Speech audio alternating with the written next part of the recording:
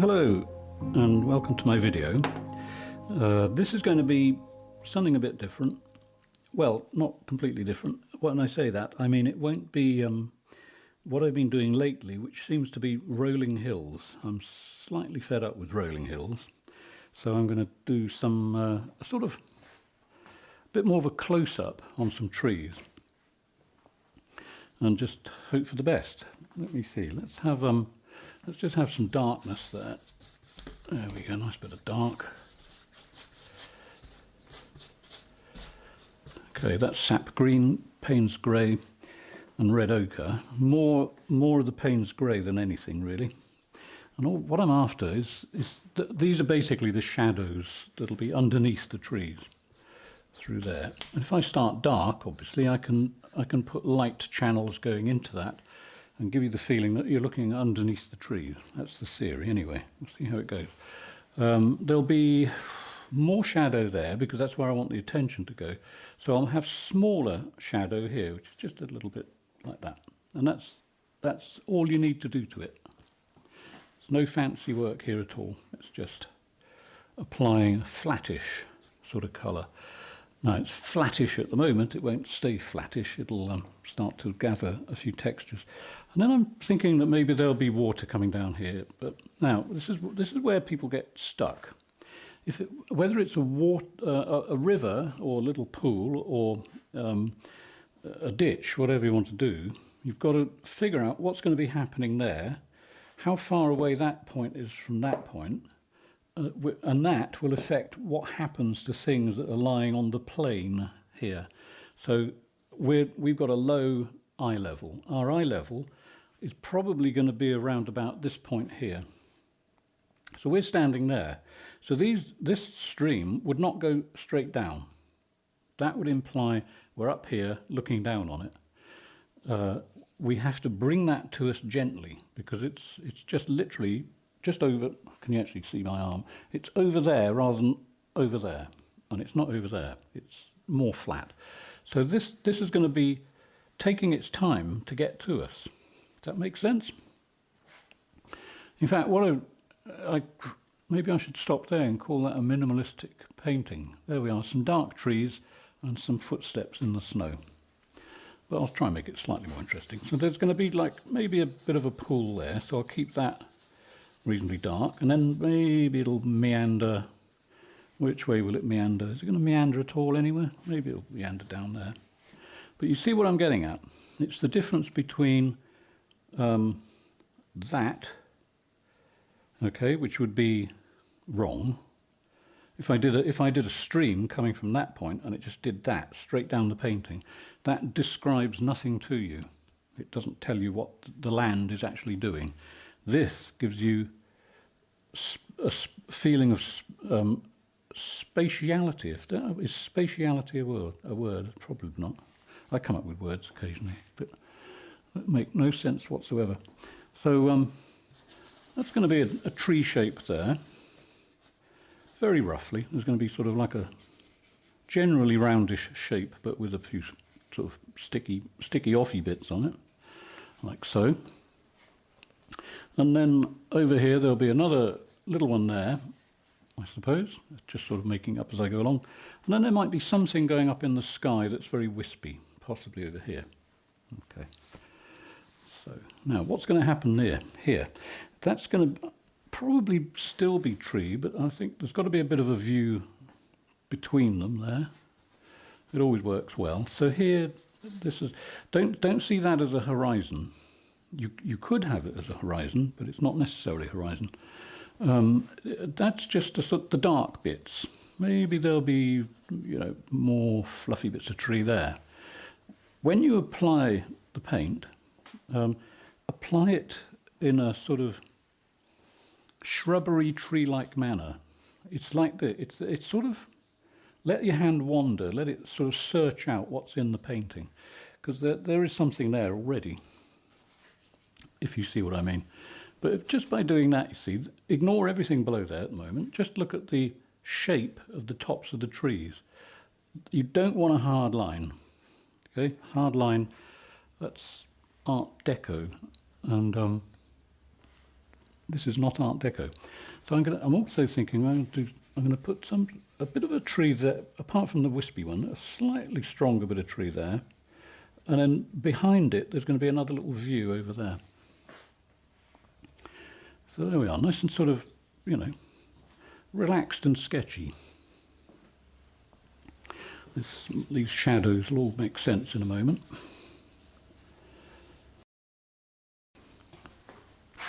And before I get going on the foreground and the foliage generally, I'm going to just put in some trunk shapes, because once you I've always said this, and it's really very true, I think. The sooner you can start to make a painting look like something, the sooner you feel good about it. So what will make me feel good about this? And that would be just to sort of just put a few shapes like that on there, like so. I can't begin to describe how good that makes me feel. And here, let me think, does one of them, just going back and forth looking in the camera here, does one of them need to have more dominance? There's three quite dominant shapes there. I think maybe there'll be one there. So I think let's have a little bit more darkness just there. See, to repeat things again, you can't paint a tree unless you get your contrasts organised. Has to start dark. So I think there might be another trunk there. Whether it's dominant or not, I don't know. But it's just going to be a sort of light trunk just there. That's the basic start of that particular tree there. And the ones over on the right, there will be. What will there be? There'll be a couple. I think there'll be one there. Don't like that.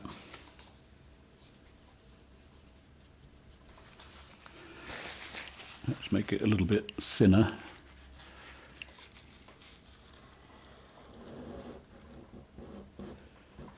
Now here's a point. If you're doing a really close-up of a tree, obviously you make the tree trunk really thick. Unless it's a close-up of a bunch of silver birches, then they tend to be wispy. But personally, I find that tree trunks in a painting of this size, that sort of thickness, are more elegant to look at than a whole bunch of really thick, stumpy things, right? One big solid tree, that's fine, but you wouldn't want several big solid trees, right? Unless maybe it was a highly detailed picture and you're going to show all the bark and all the moss and the lichen that grows on it and that sort of thing. But yeah, wispy is a sort of elegant look. Always put a bend in them, you know, nice bit of bend in there. It's always a good thing. Now, the way I'm going to get the shadow effect is down here. I'm going to be adding what looks more like a green. This has got green in it, but it's I'm going to add a greener green. So I'm going to start just sort of taking away the bottom edge just a touch like that, just to sort of pull a tone down the picture. Like so. Just so I can sort of gently pull it into the grassy colour at the bottom. I don't like the top of that already. What I'll do with the sky, I'm not sure. There may not even be any blue in the sky. It may be one of those just a tonal representation using the same colours. We'll see how that goes. But that's easy.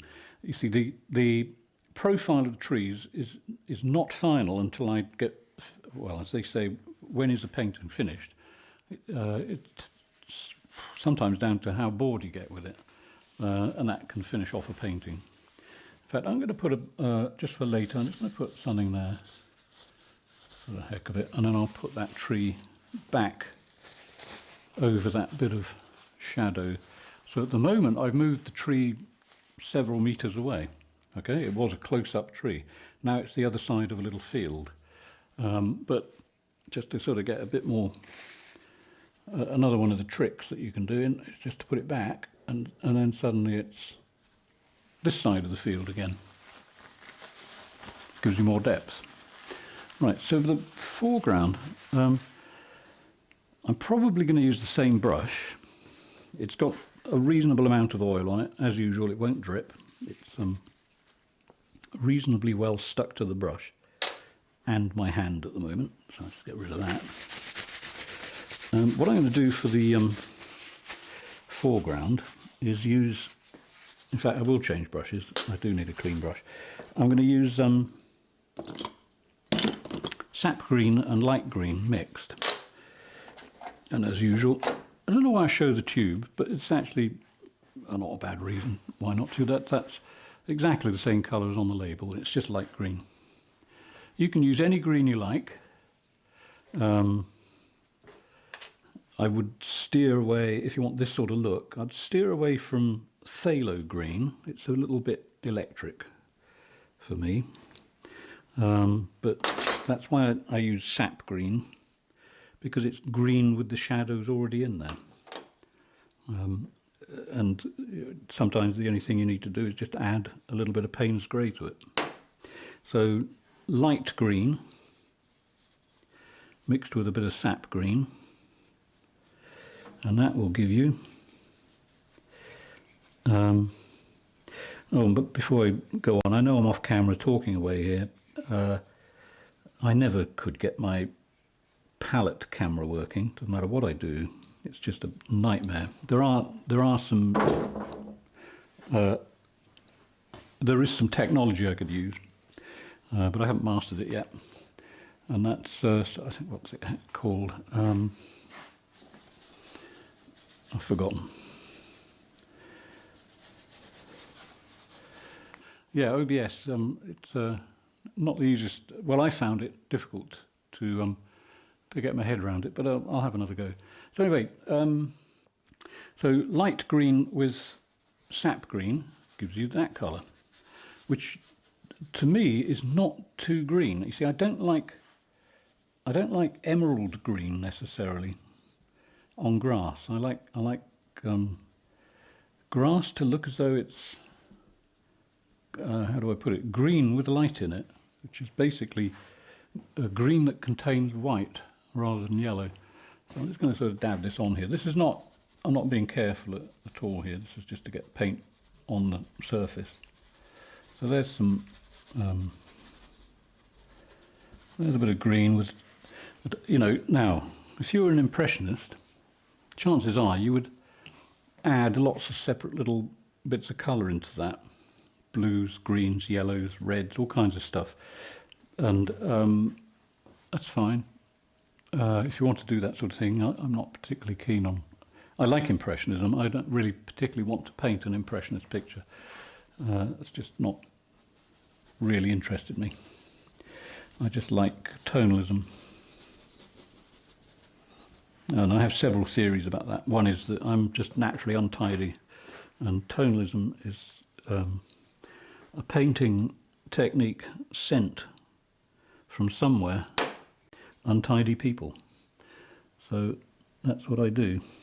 So to make it slightly varied, I might put a little bit of red in, but you know, when I say red, I mean red ochre in patches, just to sort of, you know, indicate a bit of mud somewhere. So here we go. There's a little few dark bits and light bits there.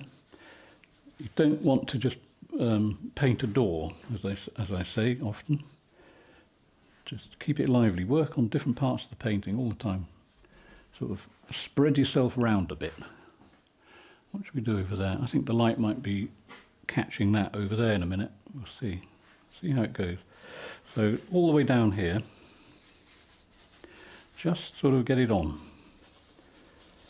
This dark bit, I think that probably will be a bit of water there, and it's going to trickle that way, I think. I don't think I'll go this way, I'll go that way.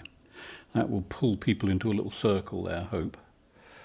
So let's just put a little bit of dark on there. Now you may think, well, water's light normally, it catches the light, but it's always good if it's got a dark background, because if there are any reflections and shadows in there, obviously dark and dark, but there will be little bits of light catching it. It's easier to add the bits of light later rather than at the beginning. So let's just get a few of those in there, just sort of, don't overdo it, keep the paint reasonably reasonably light. You see, I'm feeling my way across the grass, literally, to get the perspective in the, you see, you can have perspective in a brushstroke, but you can have a perspective in a dab. Obviously a dab here is going to get smaller as it goes away, and it's going to sort of almost vanish into nothing as it goes over there. It's like going into the shadows just a touch. Okay, and that leads people in a bit more, I think, and then maybe it'll just be a bit of an edge there, a bit of an edge here, and then I think then it'll just sort of peter out a bit there. Okay, so back to the light green. As loose as you can make it. If you make a mistake and you think it's a disaster, just leave it for a bit, go and work somewhere else, and then come back. Don't be in a hurry to fix things, because after looking at it for a while and thinking about it, you may think, well, actually, I can use that. I can use that in the picture just to sort of get people's interest. That, you see, if I don't like, well, you can't. Maybe you can't see that. Well, no, you can't really. But if there was if I did that and I got a really dark bit of paint there, I think, oh dear, that's awful. But if I paint some light catching it, it'll turn into something else. So the only thing I would do with that at the moment, though, is just the bottom edge, just to sort of fuzz that around a bit, just a touch. And I'll show you how to make that into something later. So back to the lightish green. You see those dark bits I put down there? They've now been absorbed by the green. And if they're not completely absorbed, that doesn't matter much, because, you know, patina is always interesting on a painting.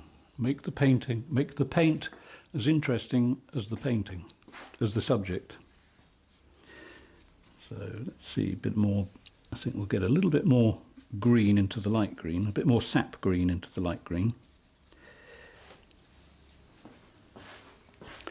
And which will mean that the foreground starts to darken tonally, and that will bring it towards us. So you've got close, distant, further away, and that'll look, by the time I get to the end, there'll be all kinds of things you can see in amongst the trees there. I don't mean bears having picnics. I mean, you know, there'll be different levels of perspective. So this darker green that I'm putting down here, you see, the more untidy that you make that look, the more it will look like grass. Grass is not tidy. Okay, there's quite a lot of light catching the foreground. I'll be toning that down a little bit later on. So let's put some sap green without mixing it too much on the brush. Let's have a darker green down here. And again, that'll have a little bit of red ochre thrown into it later.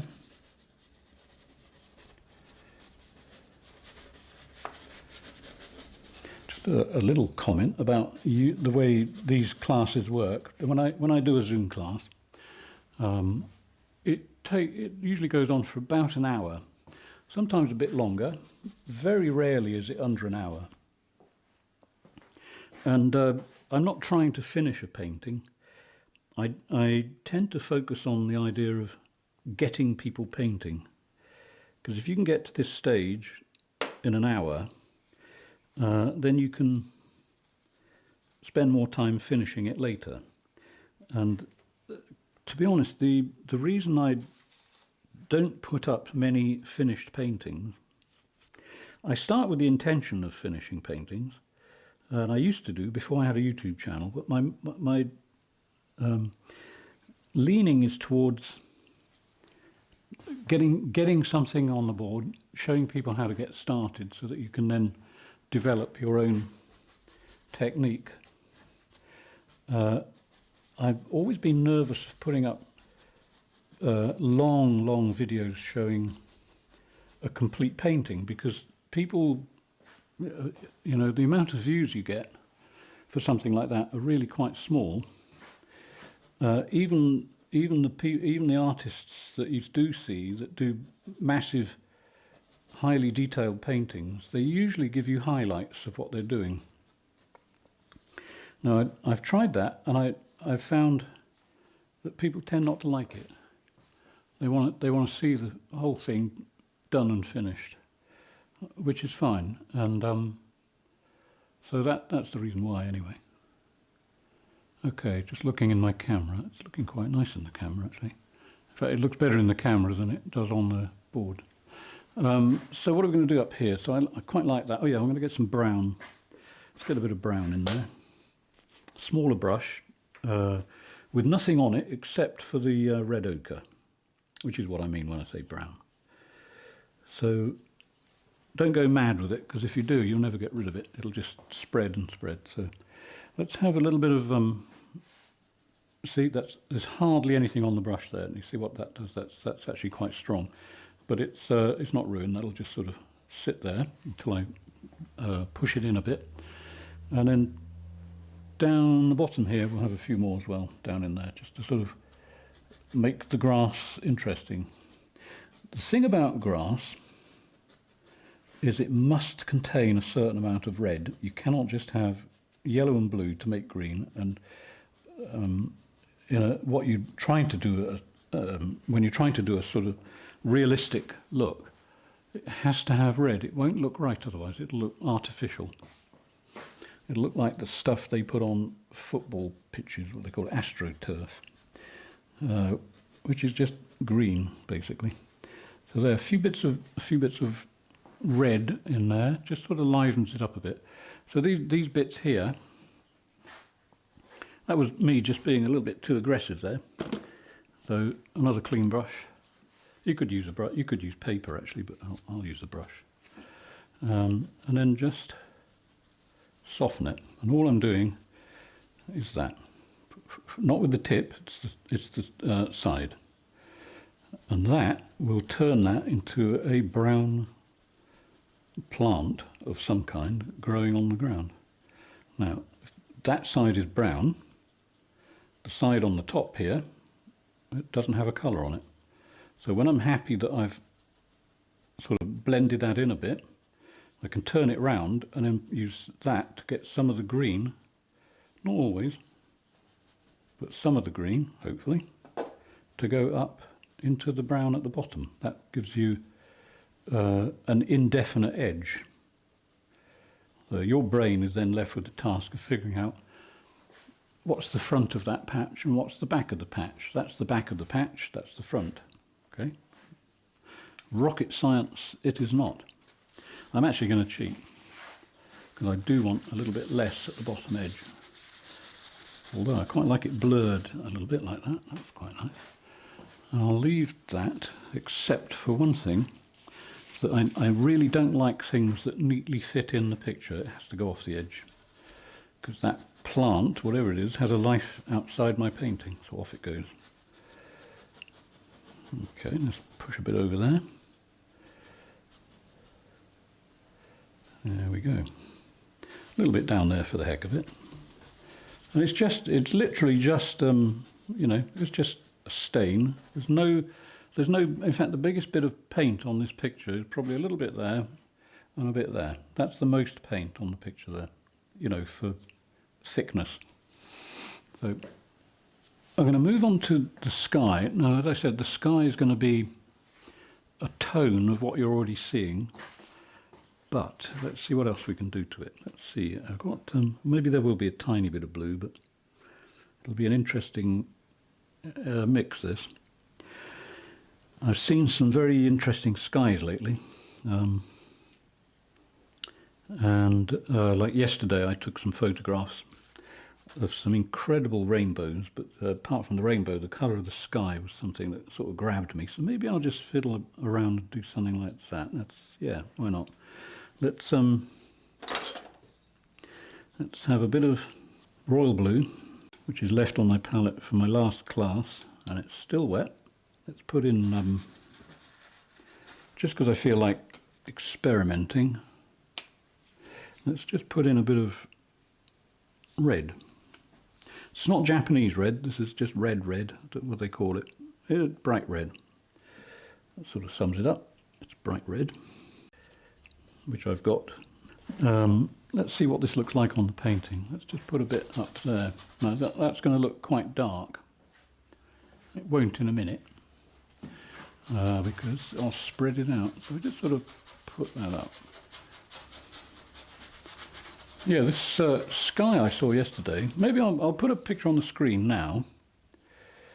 That's what I saw, this incredible rainbow. And it was one of those where you get bright sunlight on the ground and a very dark sky with possibly the widest rainbow I've ever seen. It was actually a double rainbow, but the rainbow contacted Earth literally 200 yards from me, and quite incredible. And then a few moments later it started almost snowing. It was sleet. So I'm just going to push that on. It doesn't matter what you do with this at the moment. Just put it on the board. Something will happen. Now, I'm not avoiding the trees, because I will be going right down to the edge in a minute. I'm just sort of trying to get as much clean paint on as I can. And maybe I'll do a little fancy bit of light catching the sky up there. So this is unbelievably thin paint. Okay, so when I get to the tree, you notice I turn the brush round and I start pointing the brush at the tree. Don't paint with the negative side of the brush. That's this bit that you can't see. That's the negative side, because you can't control it. If you're going to go up to the edge of the tree, you've got to have control of the brush, and you've got to be able to see exactly where you're stopping next to the tree. I won't go right to the tree. What I'll do is I'll bring the tree up to the sky in a moment. And as I said, this is an extremely small amount of paint I'm using. It's a good thing about these cheap brushes. You see, they're sort of bulky and they hold a lot of paint. So it means I can do this without having to keep dipping it in the paint and coming back. There's still a lot of paint there, you see.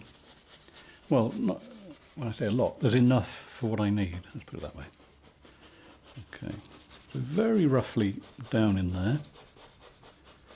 And there's so little paint, if I add a bit of white to it, it won't get lost. The white will actually have an effect.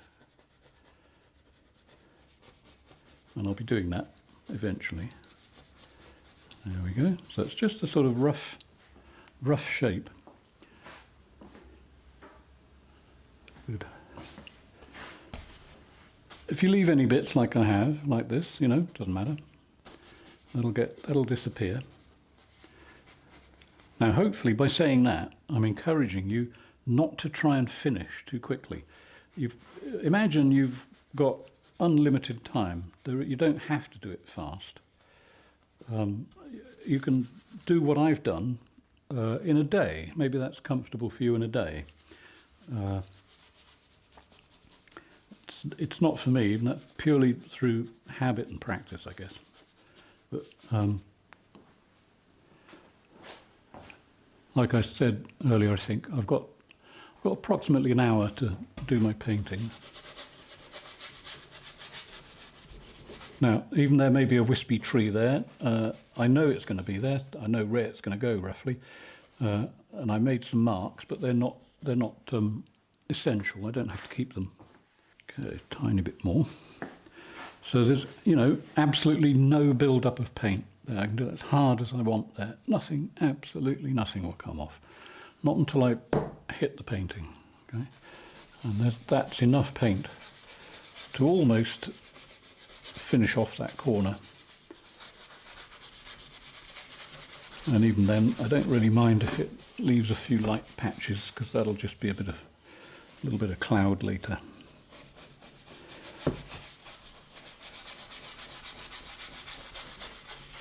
There we go. Right. So before I finish the tree, I've got to finish the sky. It would be wrong for me to finish the sky and then do the tree, I think. Or would it? I don't know, it depends on how you feel, I suppose. It's just the way I choose to go. You know, it's not the biggest decision I've made today.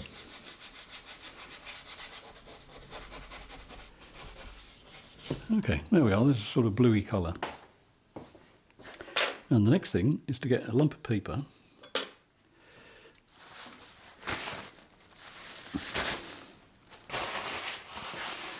and do a little bit of smoothing.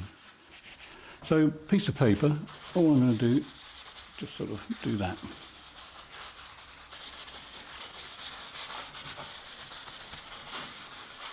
See, that's how little paint there is. It's literally almost just a stain on the paper. And just sort of go for it. Now this shadowy bit here, I think what I'm going to do is, what am I going to do? I'm going to try something. Let's try picking up some of the dark colour and just sort of push that up to the sky to see what we get. Oh yeah, we get misty, mysterious effect. So I might put some there. Let's just do a little bit of that there. And then work it up into the sky. Oh yeah, that's looking nice, like that. Again, not final because I'll be adding dark bits back to that. I think I'm going to do the same here. Like so. So instead of having a rolling landscape with a very distant horizon, we've pulled it all in a bit. And then I think here I'm going to just use some of that, just sort of push it into the sky. I like that for the sort of background. With the tree, I won't do that. I'll put a darker colour on that and take it into the sky a bit further. But for the foreground, that's quite a nice, quite an easy, simple effect. And of course, I can extract more colour from that and add a little bit of light in there if I want, which I think I will. Just make it slightly brighter. Okay, good. So let's go wild with the, what should we go wild with? Oh, in fact, I haven't finished going wild with the paper yet. Let's think to ourselves here, what we're going to do cloud-wise. I think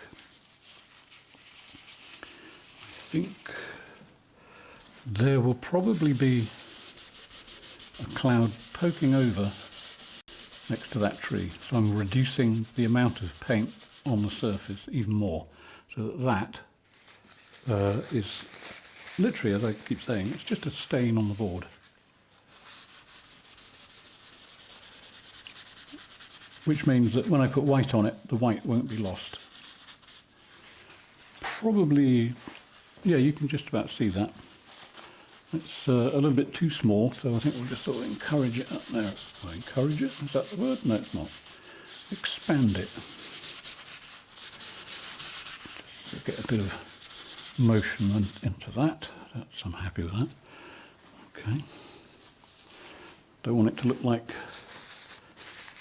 anything. Certainly, I don't want wildlife in the sky.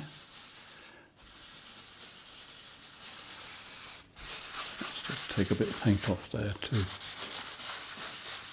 You see now, this prevents the build-up of mud. The mortal enemy, arch enemy of the painter. Too much paint.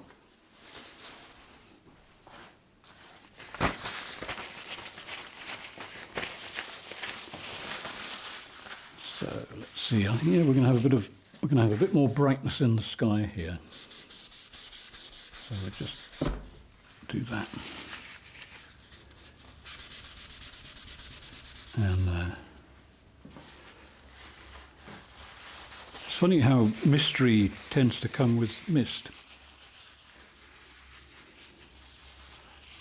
All the textures to go in will be done last, I think. So next thing is to get a tiny bit of white on the sky. Let's find a palette knife that looks usable. Okay. I'm not going to spend much time on the sky. It's literally just a few dabs. So where would it go? Right, so there'll be something there. So let's just put that on, see what we get.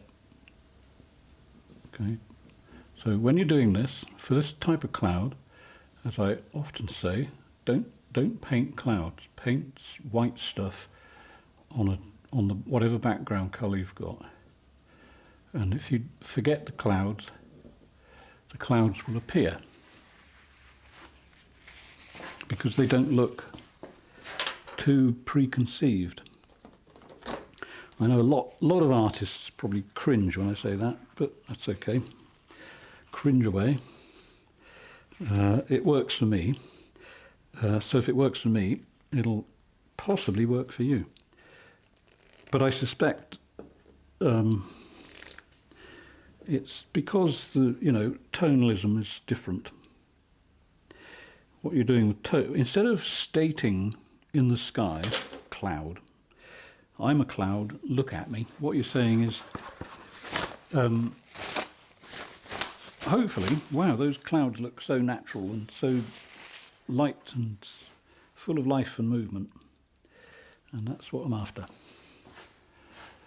So let's stand back a moment, have a look, see where we're going. Right, nice bright bit just there. It's always good to have, because I know it'll be dark next to it, you see, and I know that works. So let's just have a few bits going across there. This is simple, the simplest sky you could paint.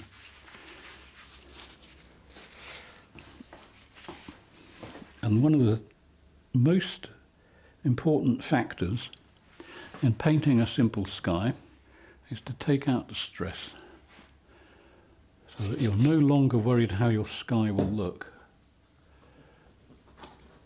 Because it will, trust me, it will just appear.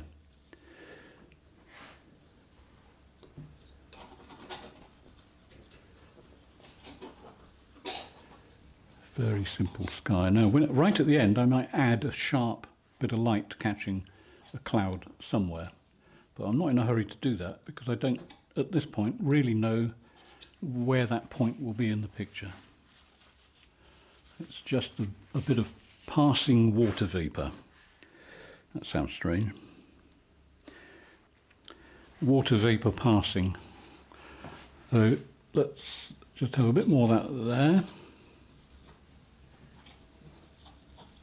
It literally is that simple. I wasn't consciously planning to make the sky go up there. It just seemed a place to put it at the time. So live in the moment. Now then, so that's got that on. So before I get to the trees, I just have to smooth that a bit with a completely unused brush. Okay, and all that's for, I mean, it's not going to really affect the blue. It's just to sort of just take the edge off the white and get a little bit of wind into it. When you're doing this, okay, when I do this swishy thing, right, where the paint is light, I can use a heavier hand. Where I know there's a slight build-up of paint, which is there, and up there to some extent, I'll touch it very lightly so that I'm barely doing anything to it. I don't want to move the paint. All I want to do is soften the edges. And you sort of get used to that after a while. You just know where and when, how much pressure to use and when to get the bristles off.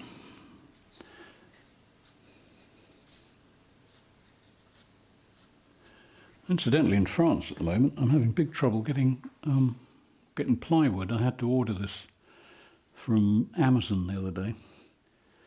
The shop that I usually go to seems to be totally out of wood. And in fact, I went to a shop that I don't go to normally, and they were also out of wood. But every possible other kind of wood, but just not plywood. So there we go. Right, so that might almost be it for the sky, for the moment anyway. So back to the trees.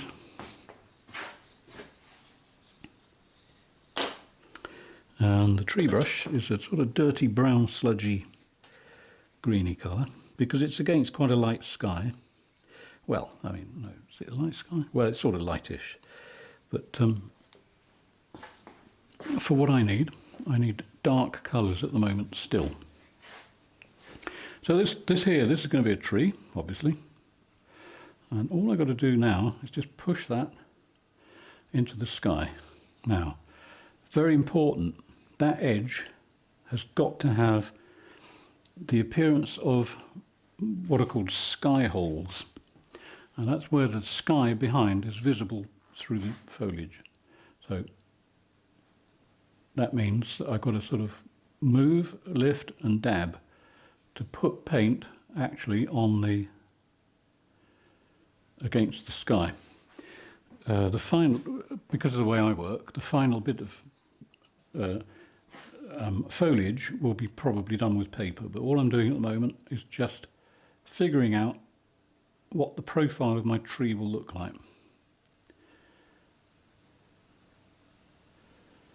And no lollipops. Avoid lollipops. Simplify, but you don't want lollies.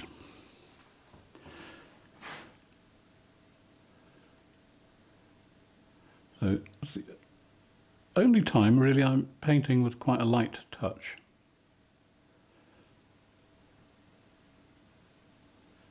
And again, it's still not a lot of paint. It's got to be dark enough and enough paint for me to pick up on the paper at the end and install somewhere else. In other words, I pick it up from there, here rather, and install it there. I'm only going, you know, literally an inch. And then back down here, let's just get some things going on there that look busy.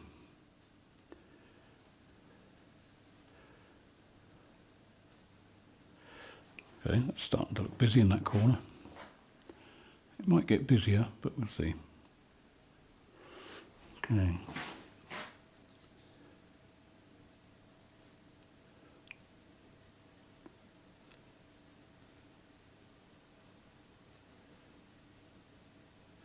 So, what will this tree do? We've got a straight line. Now, you do get that in France, but it's usually next to a lorry. A lorry. You do get that in France, but it's usually next to a road, so that the lorries driving along don't get their stuff knocked off. So that's going to be a bit unusual. So I'll just sort of bring that across a bit there, I think. Just to sort of break up the straight line. It'll be even more broken up soon. Okay, so there we go there. Let's have a few bumps. All these bumps and things will change. This is just sort of pre-bumpery. And I'll be getting some red in there soon too. I want to get the green down first, and then I'll put tiny amounts of brown into it. So there's another shape there. I'll leave some of these lighter bits poking through there because I quite like it. They look like sky holes. Actually, I don't like them now. Gone off them. I'm so fickle. Right, there we go. Okay, so what are we going to do there? I think we're going to fill that up a bit. We've got a bit of a trunk, but that doesn't have to go all the way up. And I'm going to nag people about something here. Right, when you paint a tree trunk, very important. And I usually describe it by saying, don't make your tree trunk get too thin too quickly. Now, some people might interpret that as, don't paint it getting thin fast. Don't paint fast. It's not that. That's not the point. The thing is about a tree like that, of that sort of girth at the bottom, is going to be pretty well the same all the way up there until it hits twigs. And that's a long way up before it gets to twigs. So, you know, don't have a short, I beg your pardon, start again. Don't have a very wide trunk here and then thin there. Wide, thin. No, it's got to be same width all the way up. Very, very subtly getting thin. And it makes a big difference on paintings. It's, you know, amateurish or professional look, and you want the professional look. So this tree, I think, should have a few bits going off that way there.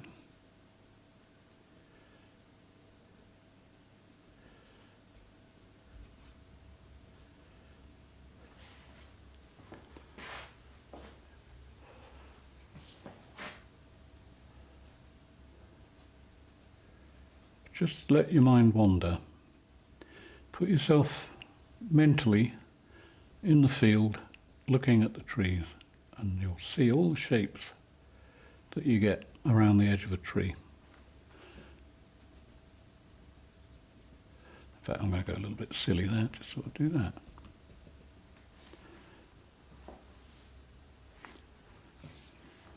Okay, let's get a bit more colour in there, a few places, because I want, as I said, I want to be able to make texture.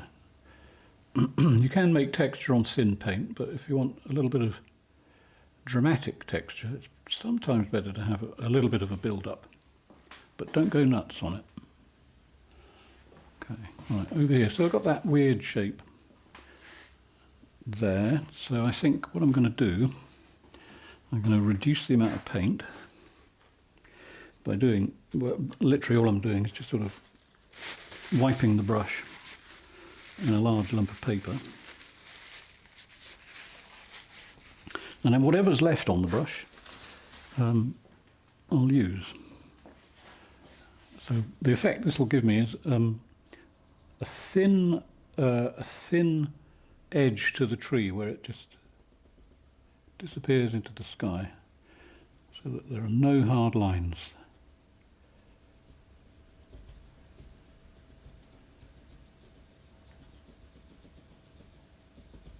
Don't be worried about picking a bit of sky up too, because that helps as well. It gives a nice, hard to explain edge to your tree. And it creates a bit of movement. Again, round there, this technique works quite well. All I'm doing is that. Just moving the brush and then rotating like that. So just happens to give you a tree-like edge to things. Occasionally you can go up even further, just sort of disappear up into the sky, and then that gives the feeling of the twigs are so fine you can't see them, but you can see the foliage that's attached to them. Because if you go out and look at a tree like this, you know, if you're specifically looking for twigs, you'll see twigs. If you're just glancing at a view, you won't register twigs particularly, they're just there. You know they're there, so your brain doesn't need to actually have them shoved, well, sounds silly, doesn't it, shoved down their throat. But yeah, we all know there are twigs. Our brain does an awful lot of filling in on lots of stuff. Okay, so there we go. Start to look tree-ish. Okay, good, it's going the right way. So that's looking nice, that nice dark bit there. So here, what are we going to do there? Are we going to make that into a, oh yeah, we are. We're going to make that into a very light and airy looking tree. That's a weird shape. Because they are, basically, aren't they? They do what they want. And just keep sort of doing that and working out, and you'll end up with something that looks like a tree. If you can convey tree to the viewer without spending hours on the tree like this, because this is too far away to see any detail there, you're after the essence of the tree.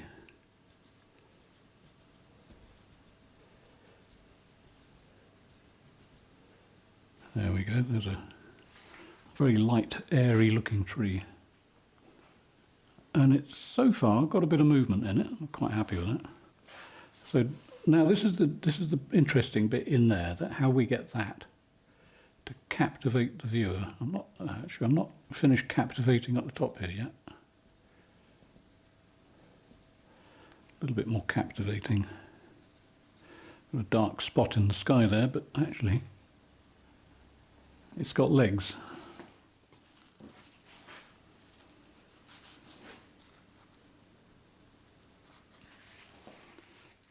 Right, back to the last bit of foliage. What am I going to do? It's something about that. I don't like that. That needs to come out there.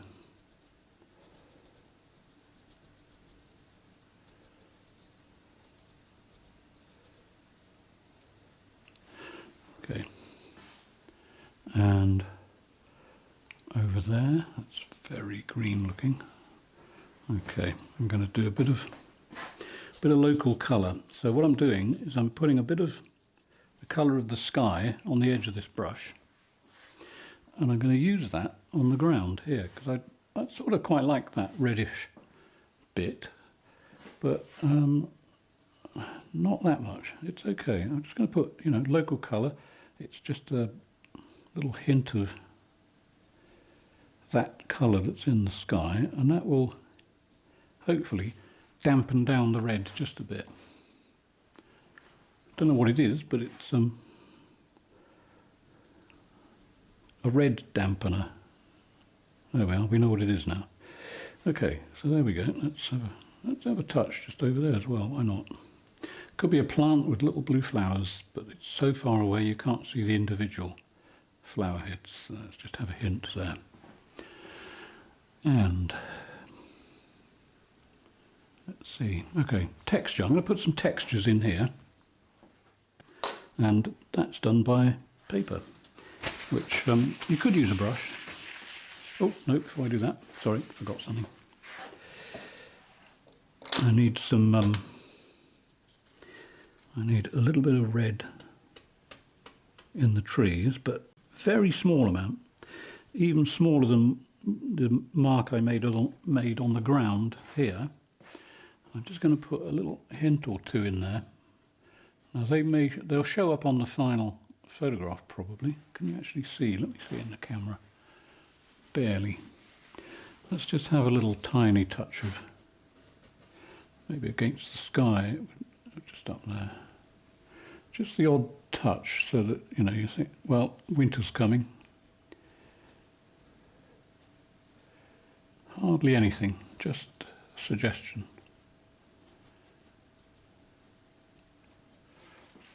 Now, when you paint, you may find that you do things unconsciously. Compositionally, this is sort of interesting. I didn't think about this, but I can see what's happening here. We've got main focus because there are more contrasts. Okay, that's where the eye wants to go, where there's contrast. And you've got one here and you've got one here. It's almost like you're in there and you get out, you look at this and you think, that's boring, let's go back. So you might go back there and then go this way and look at that one. Don't know, it's just a theory, but you know, composition is sometimes a natural occurrence. A few little hints of something up there. Just don't want to go too far on that. Again, this is one of these things, you see. Now, if I never finish this painting, I mean, I could do. If someone decided to buy it, I would finish it. It's a different kettle of fish. But funnily enough, some people don't particularly want highly finished paintings. These are my people. And yeah, it's a fascinating thing, I think. Painting, I mean, and people are interesting. Okay, so I'm just putting a few brushy textures in there, just to sort of start building up the final show. So with the paper, normally I just sort of, you know, when I'm doing the sky, it's just folded over so that it's smooth. For texture, you've got to scrunch it all up. Get as many bumps in it as you can. And also, by doing this, literally, you're getting rid of the mechanical texture that's usually, you know, embossed on the particular brand of paper that you're using. I use this because A, it's strong, and the texture that they put on there is minute. You can barely see it. And let's get some textures. So find the bumpiest bits and literally start to sort of put texture on. Literally like rag rolling almost. Trendy in the 80s, I think it was. You know, paint your wall, get some rag and put some paint on it and just literally, I think it's called rag rolling because you always rolled as you worked. And so that you always have a new clean bit of paper to add to the surface. going to zoom in a little bit on that because then you'll see what I'm doing. Okay. Right, so some of this is used, some isn't, so let's find another clean bit. So I'll just do this hard so that you actually see what happens. So for instance, we've got light catching it here, we've got a dark channel just there, and then it tends to lean towards light, and you've got this tree trunk here. I don't want to show all of that tree trunk. In fact, I might even bring that one closer to us. That's dead easy. I just got to bring it down to there, say. Like this one, instead of it being starting over there at the other side of that field, it starts here. And this one, in the foreground, I think, could come forward a little bit. Let's try that. Let's just go over it again. But I'll bring it down to there. So it's slightly closer to us. And then a lot of light hitting this front part of the tree, which connects. They always connect. If you have separate lumps of light, it won't look right. It'll look like Lego, for want of a better word. You don't want a Lego-y painting. You want it to look natural, and all these lumps of foliage, they all connect. They have to, otherwise it won't look right. Okay, so we've got a bit of light. Let's have a bit of light here coming down that way. This is probably the only part of the painting where you really need to sort of be slightly careful. I mean, you don't have to be over careful because you can always go back. Just, you know, if I decide that wasn't right, I could just put some dark paint on it and have another go. But I actually think it does look quite nice. Covering the top part of the tree. Okay, so that looks now as though the trunk goes behind this light area. That's what we're after. The one on the right here, I think that's sort of comfortable. I quite like that. Let's have some light foliage starting to go into the darkness here. Obviously it's going to be slightly pointed at the bottom edges because it's, you know, it's like hanging down there. It's going to turn into almost like fingers of light foliage poking down into the shadow. Let's have a, and you can do that just by making this longer, right? So if I want some light foliage to come down there, I don't want to overdo it, but I just want a little bit hanging down that way, just there. There we go. That's all you need. So this tree here, I've barely touched. I'm going to just move the camera slightly. Get it into the middle so you can see what's going on. There we are. Middle-ish. Slightly closer.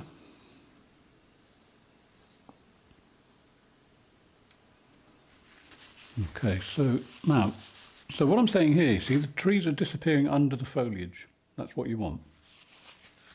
At the moment, this one is just like a standalone thing, possibly with a tree behind it, which is not what I want. In fact, it looks like a separate tree trunk here. I don't want that. That's not what I was after. So what I'm going to do, I'm going to add another tree trunk to lose that bit. I don't like that. So start light, gradually get heavier, and we'll have a nice spindly little tree there. Not straight up. Bit of a lean on a tree gives the feeling of movement. So now, where this tree trunk comes up here, what I want to do is make that look as though that's got foliage in front of it. So I'll just sort of pull, no I won't. What I'll do is grab a nice lump of this dark colour and just put that there. So now that tree trunk is disappearing into the foliage reasonably well. Okay, so a little bit of texture on it, just to sort of put a bit of life back into it. Look for dead spots. You know, you get dead spots in paintings. They're quite easy to spot once you get going. The dead spots are parts of a painting that are there, but they don't really have a function. They're not sort of conveying enough information. So this one here, you see, that little skinny tree trunk occasionally is going to have foliage in front of it. So let's just put some there, and maybe a bit there.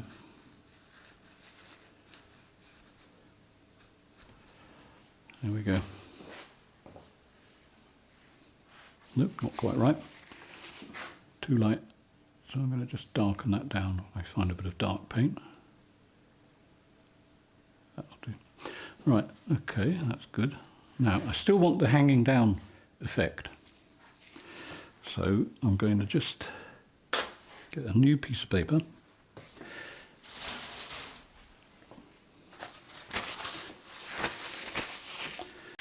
And what am I going to do with it? Right, start working on the hanging down bits and also the bits that are in there, the bits you can't see yet. So I'll tell you what we'll do. I've always had this thing about lots of, I don't know why it is. It's this idea of a copse. A copse to me is always a fascinating place. No idea why. But there's our central copse, and I think that needs more twiglets. Okay, so let's twiglet it up a bit. And doesn't matter about the bottom of these twiglets, it's the top that's important at the moment. The bottoms can go anywhere. I won't go down here. I mean, they don't need to be precise. So if I have a scrawny little twiggy thing there, it can just sort of generally stop in the right place. You get more practice. The more you do, the more control you get. And then let's have one there and a few here. Let's have a couple there. So what we're doing by doing that is we're creating depth. Some are thicker, some are thinner. Thinner ones, to the logical mind, are going to be further away. If you want a thin one that is not further away, just bring it down in front. In other words, that tree ends there, that one ends there. Bring a thin one down further down. In other words, bring it into the open. So if I had, let's say, we got one here. Let's just sort of put one coming down there, gradually apply the pressure, push it all the way down here, and that one can actually start down on the grass here.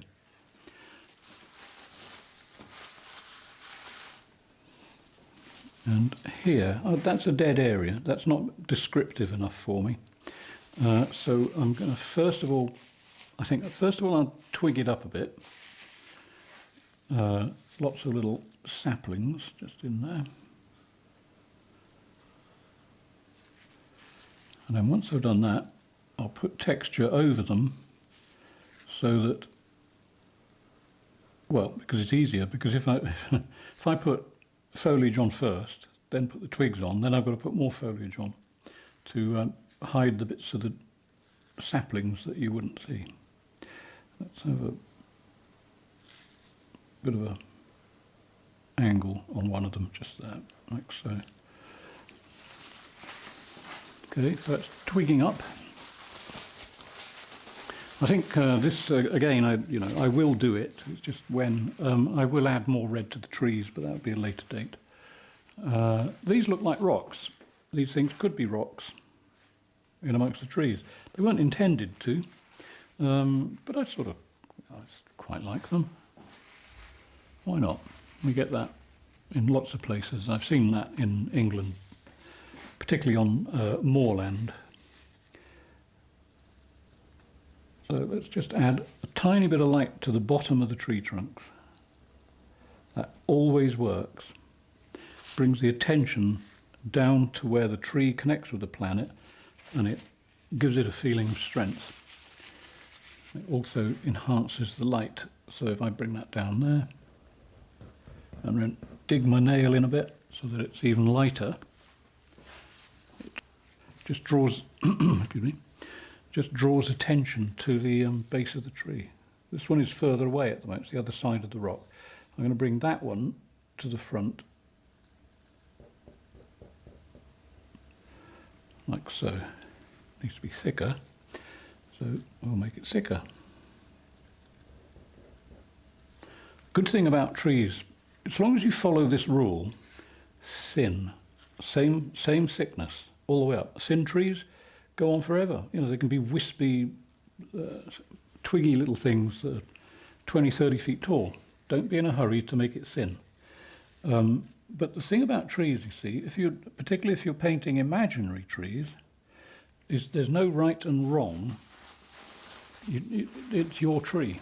It's your species. You can do what you like with it. Nobody can say that tree couldn't possibly exist. And why not? You know, I've seen this sort of stuff. This sort of painting tends to come from my memory. Somewhere I've seen, and maybe I can recall it because I've looked at them for so much time. I'm totally fascinated by them. So a bit more light at the bottom of that one there, just a tiny bit. All I'm doing is just digging it in a bit like that, just so it catches the light. And this one here, do I want to bring that? Yeah, let's bring that slightly forward. Stuart? Yeah, you can't see it, can you? You need to zoom back. Whoops. There we are. Okay, for the bit you missed, is I just added a bit more light there. And I did it the same way as all the others. I just dig my nail in as I get to the bottom of the tree, just to sort of enhance it a bit. Looks like there's two things going on here, and this one doesn't seem to go anywhere. It's almost like there's two trees parallel, but the one on the left isn't logical. So I'm just going to add a bit more to it and connect it at some point to that one.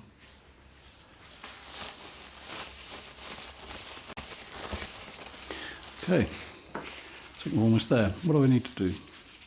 Right, what I need to do, I need to do? Right, I think, don't know. Right, let's have a look over there. So what is actually going on behind this tree? I wonder. Okay, it could be that there's a field.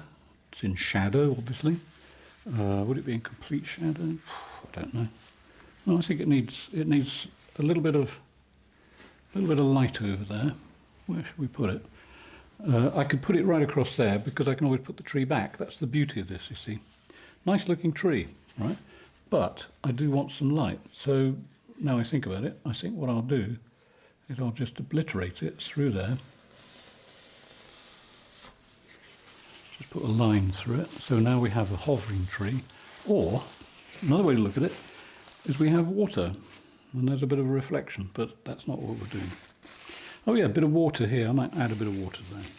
But that'll be a palette knife in a moment.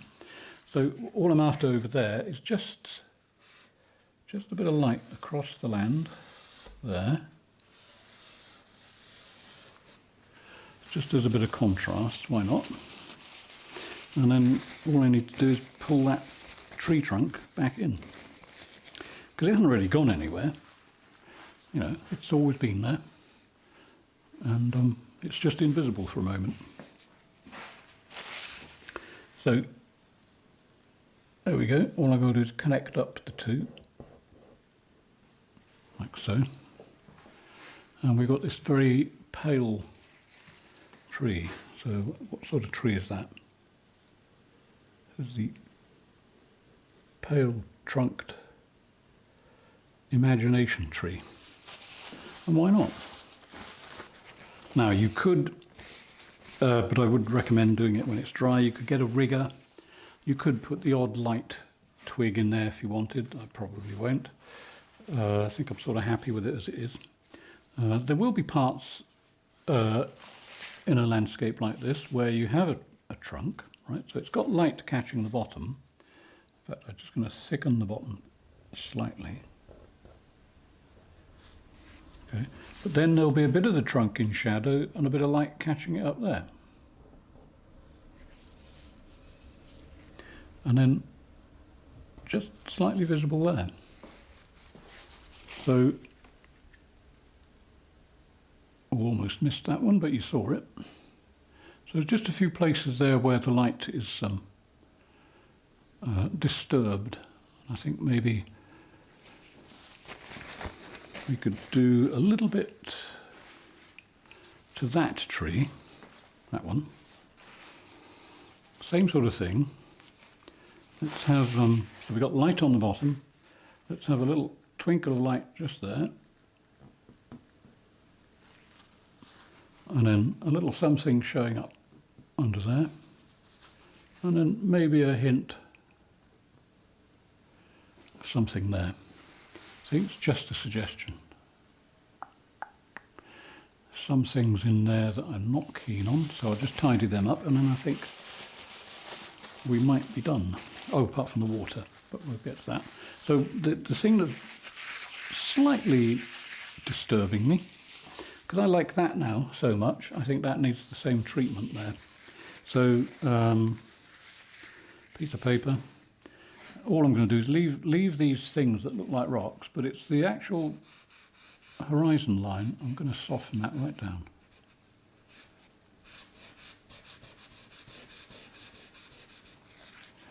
Like so. Just a little hint of mystery. Then I'm going to lighten some of these twiglet things. And then over on the left-hand side, I'm going to just sort of blur the horizon just a touch there. Just so that it's not quite discernible, you know, where the land finishes.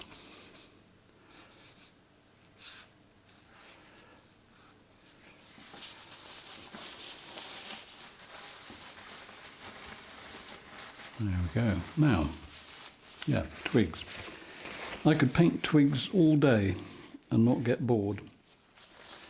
And if you're still watching this video, I guess you didn't get too bored. So if you didn't get bored and you haven't subscribed, if you'd like to hit the subscribe button, totally free. It feeds me, basically. And more importantly, it feeds the cat. So let's just have that one slightly lighter. That one. And I'm actually feeding two cats at the moment, the indoor cat and the wild cat that comes to the window every morning and every night for dinner and breakfast. It snarls at me every time I look at it through the window, but it accepts my food. So this is just for cat people. So I was talking to the chap who comes to do the garden today, and he has a cat trap so that I can catch the cat and get it fixed so we don't end up inundated with kittens. And if I can actually tame it, so that I feel it won't bite my hand off, I might even try and introduce it to my cat properly, because at the moment they just spar at each other through the window. But anyway, that's beside the point. So there we go. Now, I think that might be it. Let's zoom back, have a look at the whole thing, see if there's anything that worries me before I put the water in. Nope, I like that. I might do this for a living. Okay, so water. Water is interesting stuff because it's one of those things. I got that dark bit there. I was going to try and figure out what to do with that. Water is one of these things that I sort of like doing. It's never come totally naturally to me, so let's see how this goes. But I think when I start treating water as clouds and foliage, it does become even you know, slightly easier. So it's just a question of getting something on here that looks sort of slightly wet. So I think we're just a few little dabs.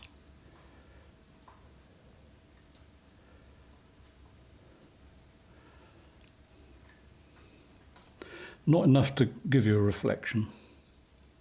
It's just a bit of light catching the water every now and then.